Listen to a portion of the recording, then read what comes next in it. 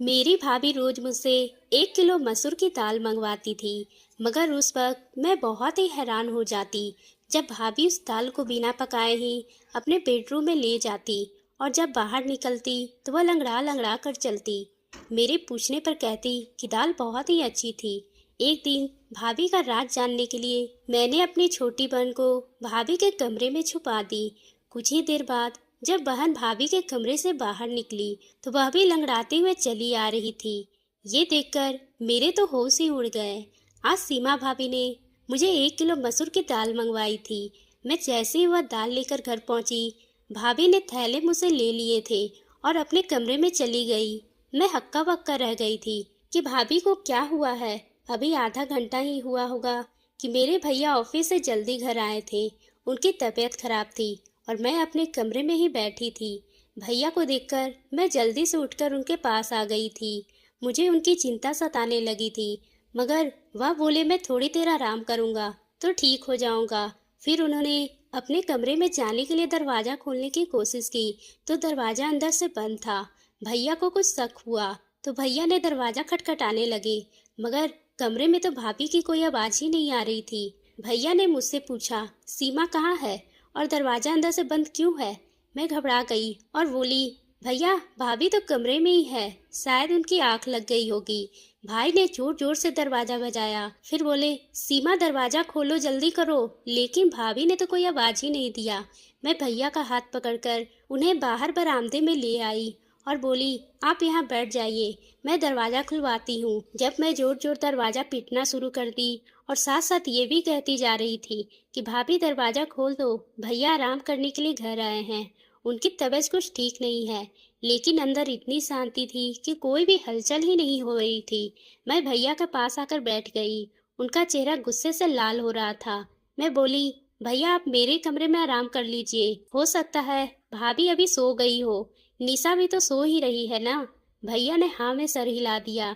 तभी भैया के कमरे का दरवाजा खुला। भाभी लंगड़ाते हुए बाहर निकलने लगी। भैया एकदम गुस्से से उठे और भाभी पे चिल्लाते हुए बोले, कमरा अंदर से बंद क्यों था? तुम नहीं जानती क्या? मैं अपने 2 मासूम बहनों को तुम्हारे हवाले करके काम के लिए बाहर जाता हूँ।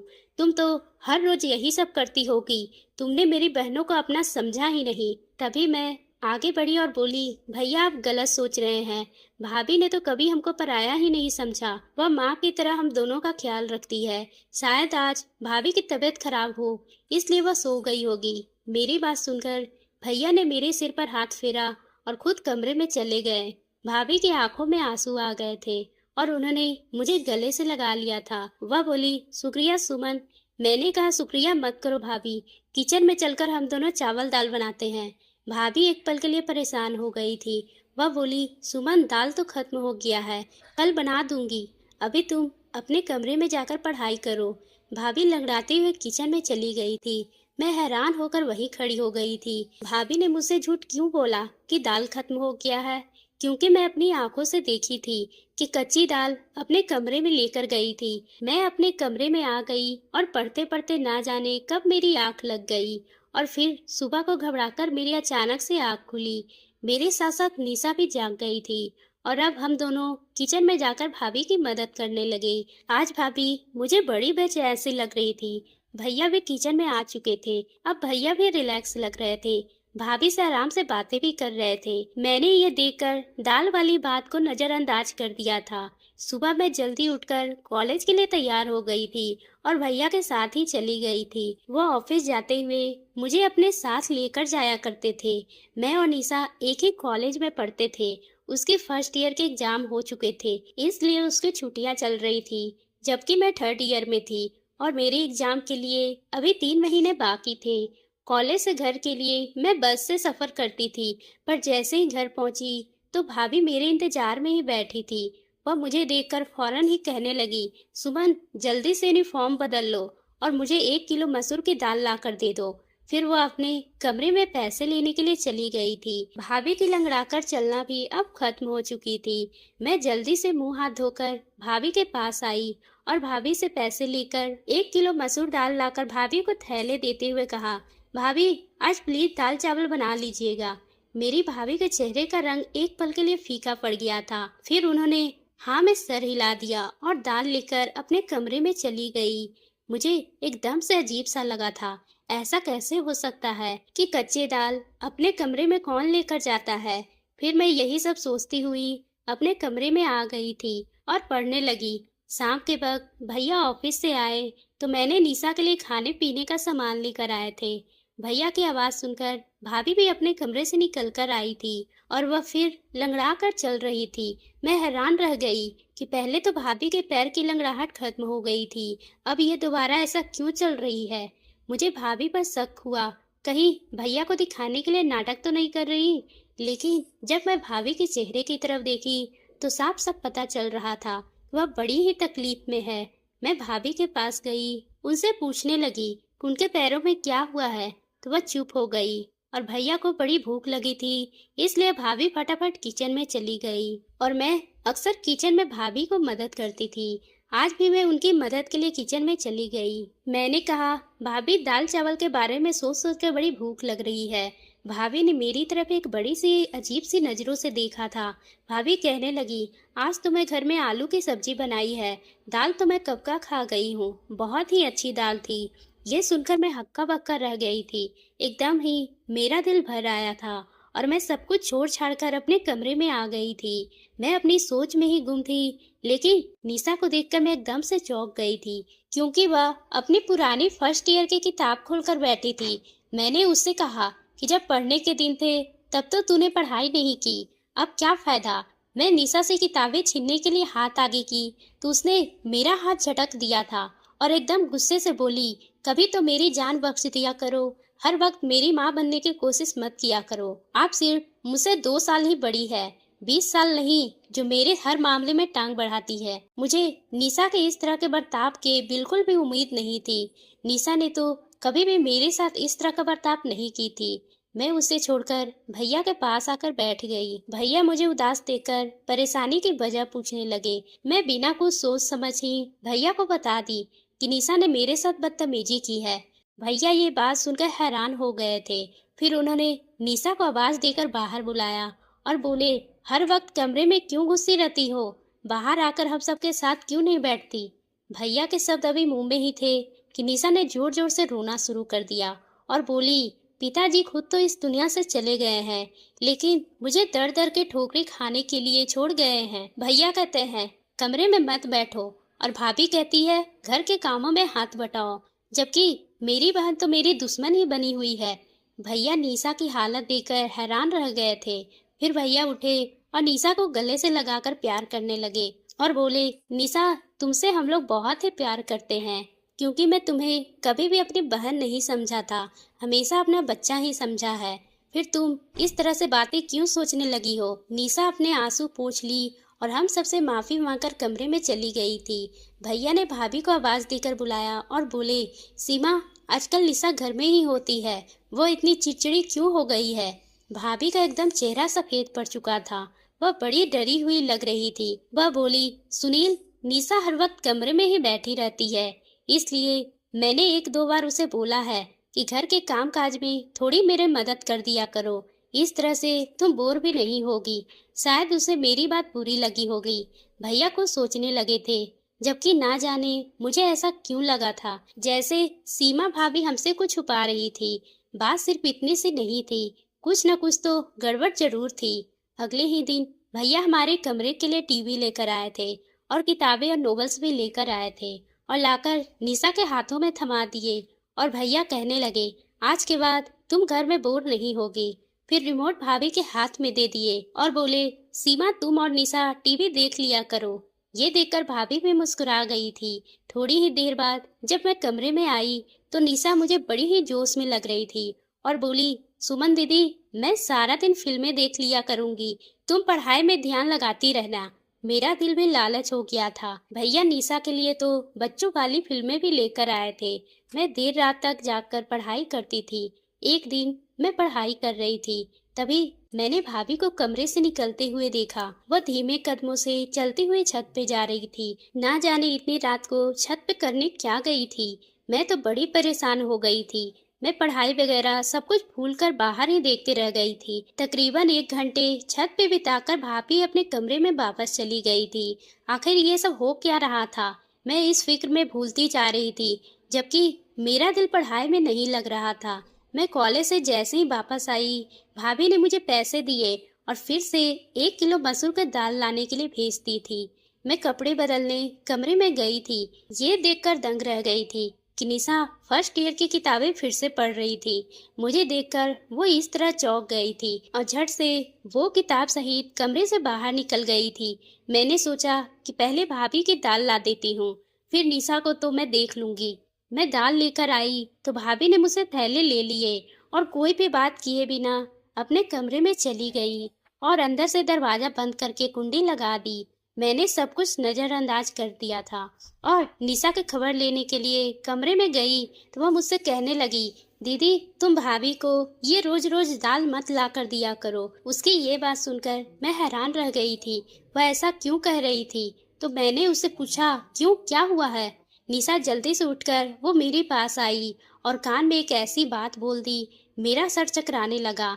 निशा के बात झुठलाना भी नहीं सकती थी, क्योंकि वो सारा दिन घर में ही होती थी। उसे तो भाभी के हर काम के बराबर जानकारी होती थी। मैं निशा को कसम देकर मना करती थी, वह फिलहाल इस बात को किसी से भी ना कहे। मैं खुद इस मामले की हकीकत पता करूंगी, फिर सच सामने आ जाने के बाद ही कुछ फैसला करेंगे। मैं पढ़ने बैठ गई तो निशा छत पे चली गई थी। पढ़ाई में मेरा दिल बिल्कुल भी नहीं लग रहा था। मैं निशा और भाभी की वजह से बहुत ही परेशान थी। ये दोनों बड़े ही अजीब अजीब हरकतें कर रही थी। मैं अपनी सोच में गुम थी। तभी भाभी कमरे से बाहर आई और वह लंगड़ाते हुए चली गई थी। मुझे दाल में कुछ काला लग रहा था।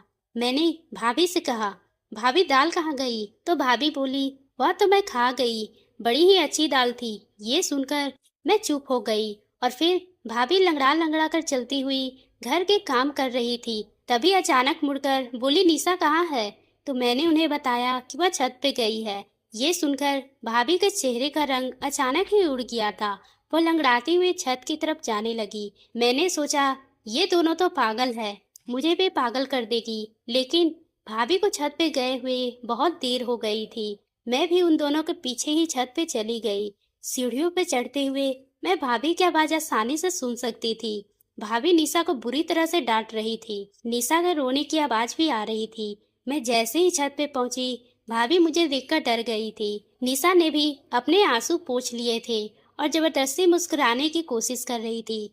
मैं उन दोनों की हरकत देख रही थी। मैं निशा का हाथ पकड़ा और उसे खींचते हुए नीचे लेकर आ गई। उसे कमरे में लाकर मैंने पूछा, भाभी तुम्हें क्यों डांट रही थी? निशा घबरा गई और बोली, नहीं तो भाभी मुझे क्यों डांटेगी, वो तो मुझसे बहुत प्यार करती है। मैं कुछ सोचकर चुप हो गई थी। मैंने कहा, निशा मुझे तुम्हारी मदद की जरूरत है। मैं भाभी का राज जानना चाहती हूँ। उस दिन तुमने जो बात बताई थी, मैं चाहती हूँ कि तुम मुझे असली सबूत ला कर दो। कल जब मैं भाभी को दाल ला कर दूंगी तो तुम उनके कमरे में छुप कर देखना कि वह दाल कैसे खाती है और फिर लंगड़ा कर क्यों चलने लगती है। मेरी बात सुनकर निशा एकदम से मुस्कुरा गई। वह बोली, दीदी मैं तुम्हारा साथ दूंगी। अगले दिन मैं कॉलेज से वापस घर आते समय अपने दिमाग में सारा प्लान फिट करके घर आई थी। घर पहुंची तो मैंने भाभी से मेरा इंतजार करते हुए पाया था। वह बोली, सुमन जल्दी से दाल लाकर दे दो, और मैं वो दाल लाकर दे दी थी। मैंने निशा से पहले ही बोल दी थी, तुम भाभी के कमरे में जाकर छुप जाना। जब वो दाल लेने बाहर निकले तो उसने हाँ कर दिया था। थोड़ी ही देर बाद भाभी ने खुशी खुशी वह दाल मुझसे ले ली और अपने कमरे में चली गई। बाहर बरामदे में मैं बेचैन होकर चक्कर काट रही थी। 1 घंटे बाद भाभी के कमरे का दरवाजा खुला और वह लंगड़ाती हुई कमरे से बाहर आ गई। फिर भाभी किचन में चली गई तो निशा भी उनके कमरे से बाहर निकल आई। ये देखकर मैं तो हैरान ही रह गई थी। निशा भी आज लंगड़ा कर चल रही थी। मैं निशा का हाथ पकड़ा और जल्दी से पूछा, निशा बताओ मुझे क्या मालूम हुआ? निशा बड़ी परेशान सी लग रही थी। वह बोली, दीदी मैं तो पहले ही बता दिया था कि भाभी हमसे छुप छुपा कर घर से निकलती है, मगर तुमने तो मेरी बात का यकीन ही नहीं किया। वह खिड़की बहुत ही छोटी है, उसे निकलते वक्त पैर में चोट लग जाती है, इसलिए भाभी लंगड़ा कर चलती है। मैं भी उस खिड़की से निकलकर भाभी के पीछे जाना चाहती थी, मगर इस चोट की वजह से मैं वापस आ गई। मैं निशा को कसम दी थी कि वह भैया को इस बारे में कुछ न बताए। वह बोली ठीक है, जबकि मैं खुद इस दुविधा में फंस गई थी कि भाभी के बारे में मैं भैया को कैसे बताऊं या फिर ना बताऊं। भाभी हमारे साथ तो बहुत ही अच्छे से रहती थी, मगर वह मेरे भैया के साथ बेवफाई कर रही थी। यही बातें सोचते सोचते मेरी आंख लग गई थी। ना जाने कितनी देर से सोती रही। जब भैया के चीखने चिल्लाने की आवाज आई, तब मैं घबरा कर उठ बैठी थी। मैं भागते हुए बरामदे में गई तो मैं भैया, भाभी और निशा को देखकर मुझे लगा निशा ने भाभी की हकीकत भैया को बता दी है, तो वह उन पर गुस्सा कर रहे हैं। भाभी को देखकर भैया गुस्से में बोल रहे थे, मैं तुम्हें बहुत होशियार समझता था, मगर तुम तो इसको नहीं संभाल पाई। भैया का इशारा निशा की तरफ था। मैं जल्दी से आगे बढ़ी और बोली, भैया क्या हुआ है? तो भैया बोले, सुमन तुम निशा से मुझे ये पता करके बता दो कि छत पे कौन था जो इसे मिलने के लिए आया था। मैं एकदम से डर गई थी। मैं भैया से कहने लगी, भैया हमारी निशा ऐसी नहीं है, जरूर आपको कोई गलत फहमी होगी। भाभी भी आगे बढ़कर बोली, सुनील आप बिना सबूत इतना गुस्सा ना करें, बच्ची है सुधर जाएगी। भैया जब भाभी को घूर कर देख रहे थे, वह बोले, मैंने शादी से पहले दिन ही तुम्हें बता दिया था कि ये दोनों लड़कियां सिर्फ मेरी बहनें नहीं है, बल्कि मैं इन्हें अपनी जिम्मेदारी ही समझता हूँ। तुमसे पहले ही कहा था कि इन दोनों को माँ बनकर इनके परवरिश करना। इस तरह के पालन पोषण किया है तुमने। ये देखकर मैं निशा का हाथ पकड़ी और उसे अपने कमरे में ले आई थी। मैं निशा से पूछा, तुम मुझे सब कुछ सच सच बता दो, आखिर बात क्या है? वह रोते हुए कहने लगी, भाभी चाहती है हम दोनों उनके पति का घर छोड़कर चली जाए, इसलिए वह ये सब करके हमें हमारे भाई की नज़रों में गिराना चाहती है। अगले ही दिन मैं भैया के साथ कॉलेज आने लगी थी। भैया बड़े ही खामोश थे, उनकी आंखों में गुस्सा साफ दिख रहा था। मैंने भैया से कहा, भैया आज ऑफिस से आधी छुट्टी लेकर मुझे कॉलेज से लेने के लिए आ जाइएगा। मैं एक हकीकत आपके सामने रखना चाहती हूँ। भैया दोपहर में मुझे लेने के लिए आ गए थे। मैंने उनसे कहा वह घर से बाहर ही रहे जब तक मैं इशारा करके उन्हें ना बुलाऊं। तभी वो आए और जैसे ही मैं घर में आई, भाभी ने दाल का ऑर्डर दे दिया था।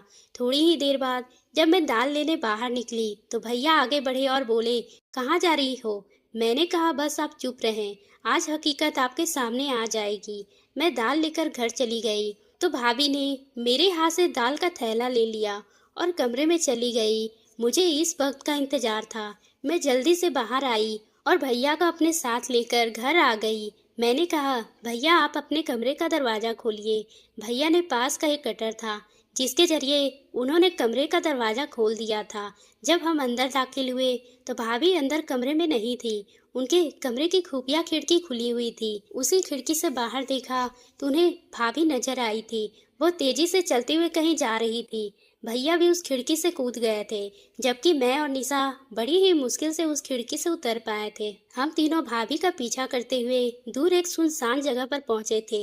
एक बाबा का घर था। तेज चलते हुए अचानक जब भाभी ने पीछे मुड़कर देखा तो हम तीनों को देखकर उनके चेहरे का रंग ही फीका पड़ चुका था। भैया आगे बढ़े और भाभी का हाथ पकड़कर उन्हें घर ले आए थे। भैया के तेवर बड़े ही गुस्से वाले थे। वह भाभी से बोले, सीमा आज मैंने अपनी आंखों से सब कुछ देख लिया है, तो झूठ बोलने का कोई मतलब नहीं है। मुझे सच सच बताओ। तब भाभी बोली, सुनील मुझे माफ कर दीजिए, मैंने कभी भी आपकी दोनों बहनों को अपनी बेटियों से कम नहीं समझा है, मगर इनकी वजह से आप मुझ पे शक करते थे कि मैं इनका ख्याल नहीं रखती। इसी वजह से आप मुझे दो शब्द भी सुना देते थे। तब मुझे ये वहम हो गया था कि शायद आप मुझसे प्यार नहीं करते हैं, कहीं आप मुझे गुस्से में तलाक न दे दे। मैंने अपनी बड़ी बहन से इसके बारे में बात की थी तो वह कहने लगी, एक साधु बाबा है जिनके ताबी से पति मुट्ठी में आ जाता है, इसलिए मैं आपसे छुपकर उनकी सभा में जाने लगी थी। साधु बाबा ने कहा था कि पूरे 23 दिन तक 1 किलो चावल दाल गरीबों के भोजन के लिए बाबा के आश्रम में पहुंचाना पड़ेगा। मैं पूजा पाठ में लगी रही थी, जिसके वजह से निशा पे ध्यान न रख सकी। मुझसे चूक हो गई है। निशा अपने ही इलाके में आवारा लड़के रवि से मोहब्बत कर बैठी और उसके दरमियान चिट्ठी का सिलसिला शुरू हो चुका था। मुझे निशा पर शक हुआ, इसलिए मैं आधी रात को उठकर छत पे गई थी। तब मुझे रवि का खत नजर आया। उसमें उसने निशा की बहुत ही तारीफ की थी। मैंने वो खत निशा को दिखाते हुए कहा, मैं तुम्हारी हकीकत तुम्हारे भैया को बता दूंगी, इसलिए समय के रहते सुधर जाओ। मगर निशा तो मुझे ही अपना दुश्मन समझने लगी थी। मैं आपसे माफी मांगना चाहती हूँ कि मैं निशा का ख्याल नहीं रख पाई। मैं निशा की तरफ देखी तो वह शर्म के मारे सर झुकाकर खड़ी थी। भैया ने आगे बढ़कर निशा के सिर पर हाथ रख दिया और बोले, बेटा रवि अच्छा लड़का नहीं है। तभी निशा रोने लगी और बोली, भैया घर में सूनापन और अकेलापन था, इसलिए मैं गलत राह पे चल पड़ी। ये सुनकर भैया मुस्कुरा दिए थे। उनके सर से भारी बोझ उतर गया था। फिर उन्होंने हम दोनों को कमरे में भेज दिया था। यकीनन अब भाभी की खबर लेने वाले थे। वह भाभी को हमारे सामने कभी नहीं डांटते थे। मैंने कहा, भैया आप भाभी को कुछ मत कहना, वो हमारी माँ जैसी है। भाभी रोते हुए हम दोनों बहनों को गले लग गई और एक बार फिर हमारे घर में प्यार का खुशनुमा माहौल बन गया था। तो दोस्तों, आपको ये कहानी कैसी लगी? अगर पसंद आई हो तो आप मेरे चैनल को सब्सक्राइब करना ना भूलें।